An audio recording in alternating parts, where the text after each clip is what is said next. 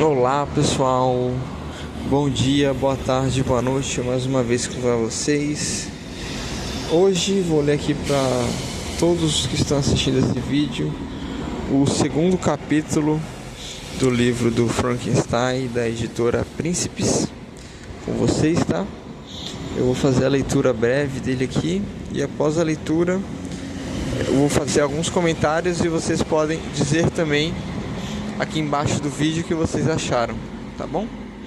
Então vamos iniciar o capítulo 2 do livro da Mary Shelley, Frankenstein. Fomos criados juntos, havia menos de 1 ano de diferença entre nossas idades. Desnecessário dizer que éramos completamente avessos a qualquer espécie de desunião ou disputa.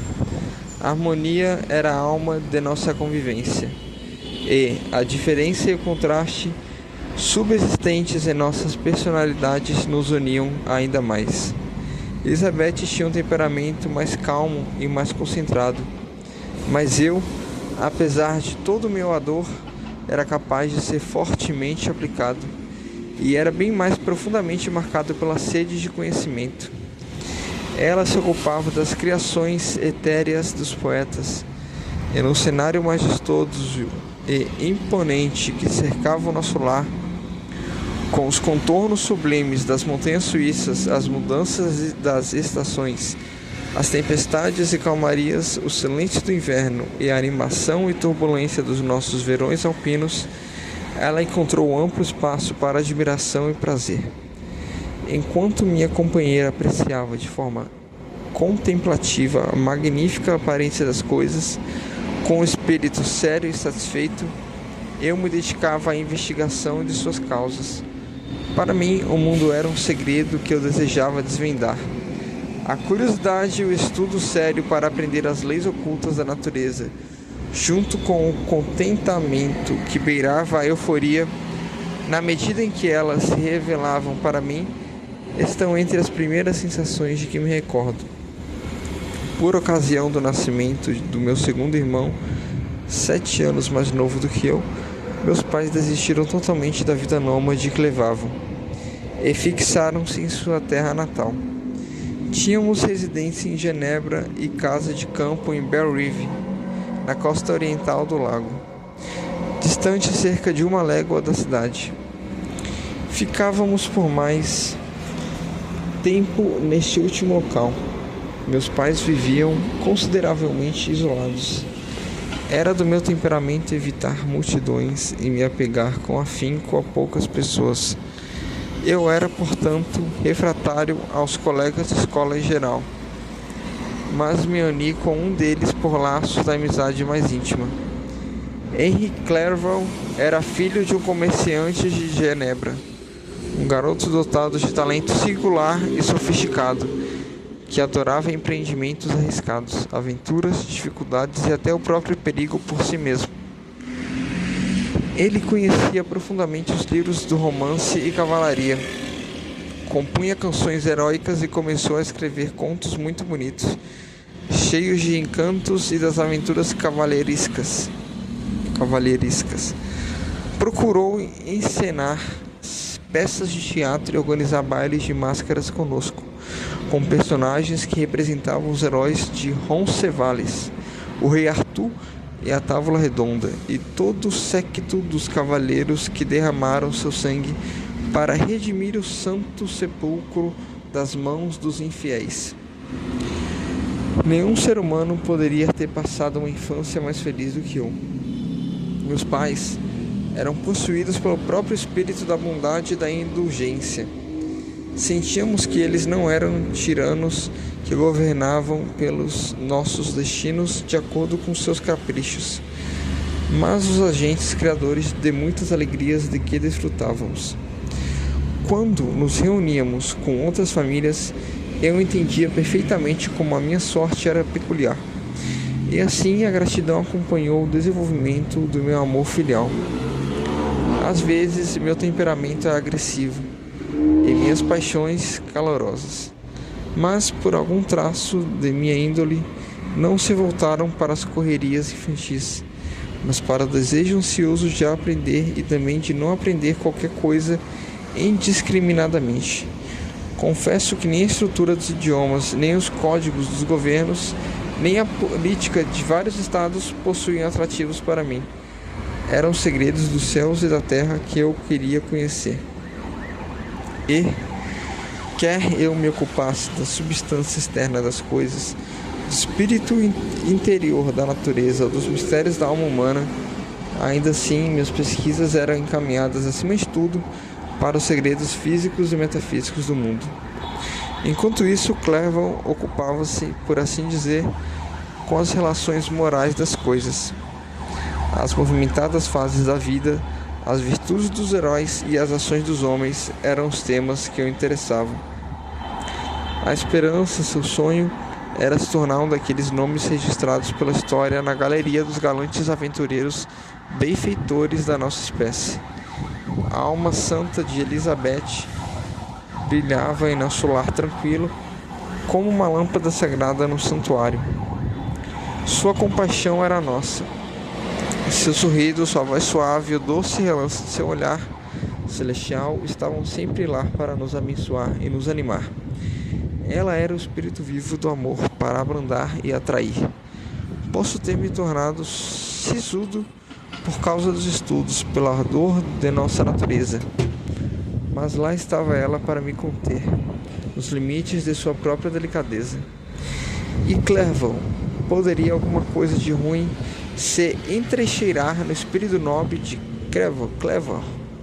Ainda assim, ele não seria tão perfeitamente humano, tão atencioso em sua generosidade, tão cheio de bondade e ternura em meio à sua paixão por purezas de aventureiros, se ela não tivesse revelado para ele a graça real da caridade e tornado o ato de fazer o bem o alvo e a meta de sua crescente ambição. Sinto imenso prazer em lidar com as recordações da infância, antes da desgraça ter me infectado a mente e transformado suas brilhantes visões da vasta utilidade em reflexões sombrias e mesquinhas sobre mim mesmo. Além disso, ao traçar a imagem dos meus primeiros dias, também registro os eventos que culminaram por meio de passos imperceptíveis na minha história desventurada. Porque, quando me dou conta do nascimento da paixão que depois governaria o meu destino, vejo-a surgir como um rio na montanha de nascentes insignificantes, quase ignoradas, que avança, serpenteando para transformar na torrente caudalosa que, em seu curso, haveria de varrer todas as minhas esperanças e alegrias. A filosofia natural foi o gênio que regulou minha obra. Desejo, portanto, com essa narrativa, determinar aqueles fatos que levaram a minha propensão por essa ciência. Quando eu tinha 13 anos de idade, fomos todos em um grupo de amigos ao balneário perto de Tonon. Entretanto, a inclemência do clima nos obrigou, um dia confinados, à pousada. Nessa hospedaria encontrei por acaso um volume das obras de Cornélio Agripa, que abri sem o menor interesse. Mas a teoria que ele tentava demonstrar e os fatos maravilhosos que ele relacionava imediatamente transformaram tal sentimento em entusiasmo. Uma nova luz pareceu alvorecer em minha mente. Saltando de alegria, comuniquei a descoberta a meu pai, que olhou negligentemente o título na capa do livro e disse: "Ah, Cornélius Agripa. Meu caro Vitor, não perca seu tempo com isso. É um lixo."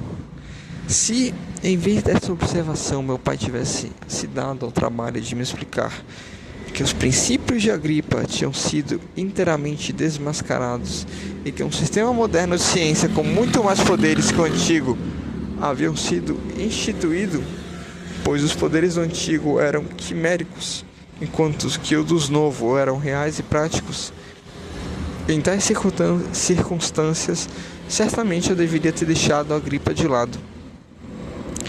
Assim, minha imaginação, aquecida como estava, estaria satisfeita, e eu poderia retornar com mais empenho aos meus estudos anteriores.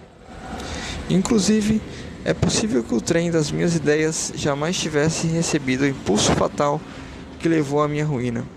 mas o olhar superficial de meu pai naquele volume de maneira nenhuma me garantia que eu estivesse familiarizado com o conteúdo desse livro, e eu continuei a lê-lo com a maior avidez. Quando voltei para casa, minha primeira providência foi conseguir as obras desse autor, e em seguida de Paracelso e de Albertus Magnus. Eu li e estudei com prazer as fantasias selvagens desses escritores. Pareciam tesouros conhecidos por pouca gente além de mim. Eu sempre me descrevi como imbuído do desejo ardente de penetrar nos segredos da natureza. Apesar do labor intenso e das descobertas maravilhosas dos filósofos modernos, eu sempre voltava descontentemente satisfeito dos meus estudos. Atribuí-se a Sir Isaac Newton a afirmação de que ele se sentia como uma criança catando conchinhas ao lado do grande e inexplorado oceano da verdade. Todos os seus sucessores em cada ramo da filosofia natural com os quais eu estava familiarizado pareciam aprendizes envolvidos na mesma busca, até mesmo para as minhas preocupações de menino. O camponês inculto observava os elementos ao redor e se familiarizava com seus usos práticos. O filósofo mais instruído sabe um pouco mais. Ele desvenda apenas parcialmente a face da natureza, cujos traços mortais ainda representam maravilhas e mistérios. Consegue dissecar, anatomizar, nomear. Mas, para não falar da causa final, mesmo as causas secundárias e terciárias são totalmente desconhecidas para ele. Eu havia observado as fortificações e obstáculos que pareciam impedir a entrada dos seres humanos na cidadela da natureza, mas de maneira precipitada e ignorante refugiei. Mas ali estavam livros, ali estavam homens que tinham ido mais fundo e sabiam mais. Levei em consideração tudo o que eles afirmavam e me tornei discípulo deles.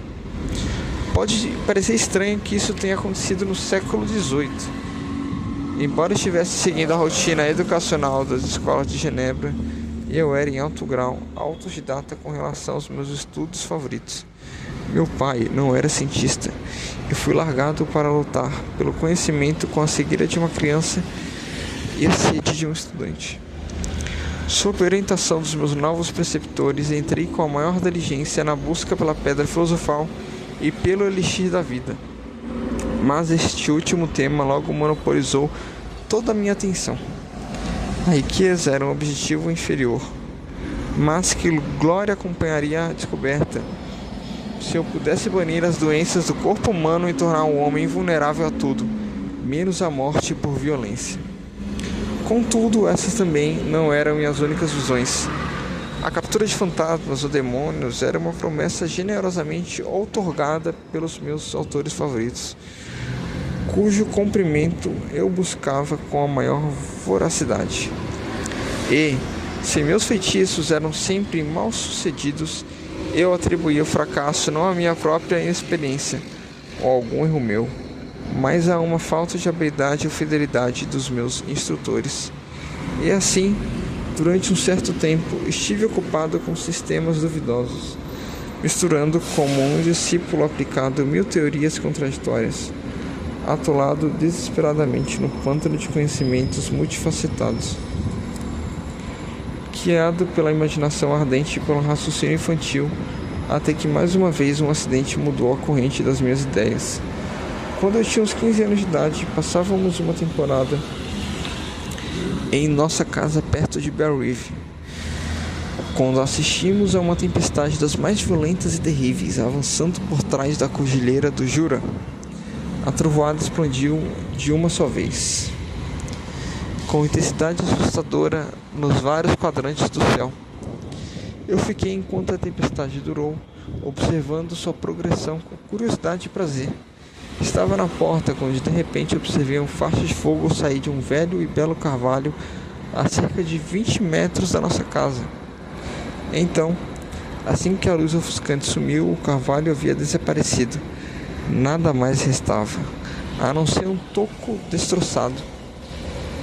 Na manhã seguinte encontramos a árvore singularmente despedaçada. Não havia sido estilhaçada pelo choque. ficou inteiramente reduzida a fitas de madeira. Nunca vi nada tão completamente destruído.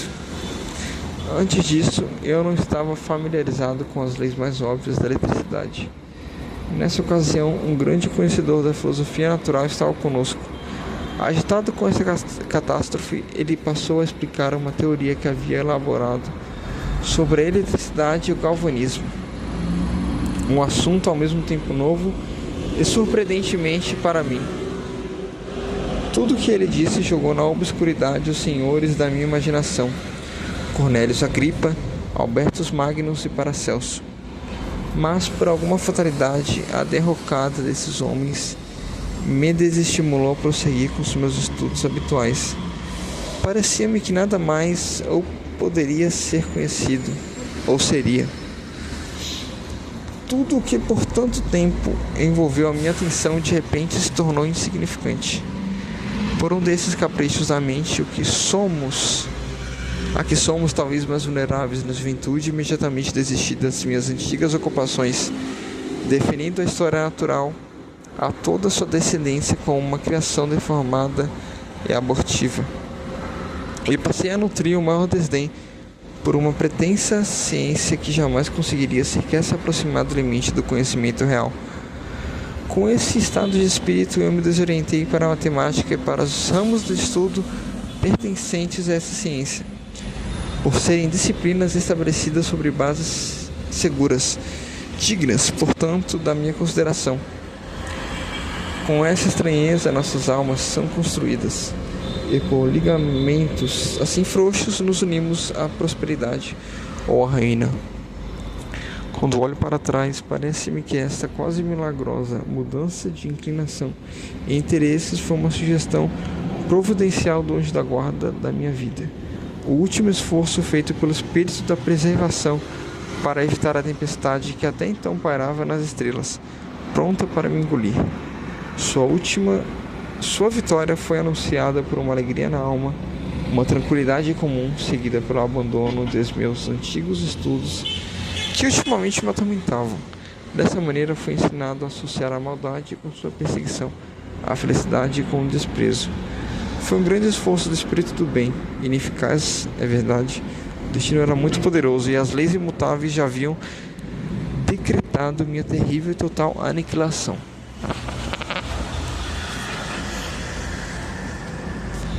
Pessoal, assim, é incrível, né, como, assim, tem tantas palavras para você conseguir expandir seu vocabulário nesse livro aqui que a Mary escreveu. É realmente incrível, sabe?